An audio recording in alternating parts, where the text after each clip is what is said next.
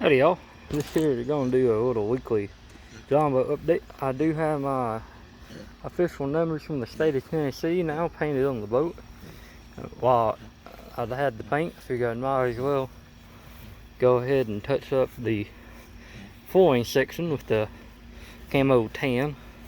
And I tied it into the original paint job with some black overspray, just kind of help blend it in. We'll also like to talk about these little lights I have. These are just clamp-on lights. You can find them pretty much anywhere. About $30 for the set, for the navigation light and the all-around light. I also figured while I had the can of paint to do the stencil, I figured I might as well paint this top wheel here. Paint it black to make it a little two-tone. I think it looks pretty good for now. It only cost about $10 to do so, to do the stencil and the touch up. Definitely not my final paint job I'd like to keep on the boat. I think it looks pretty good for now.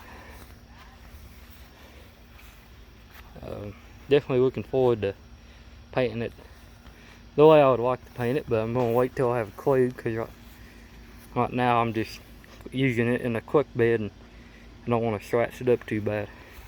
So yeah, that's a little weekly update on the John boat. Hope y'all is enjoying this series. Please like and subscribe.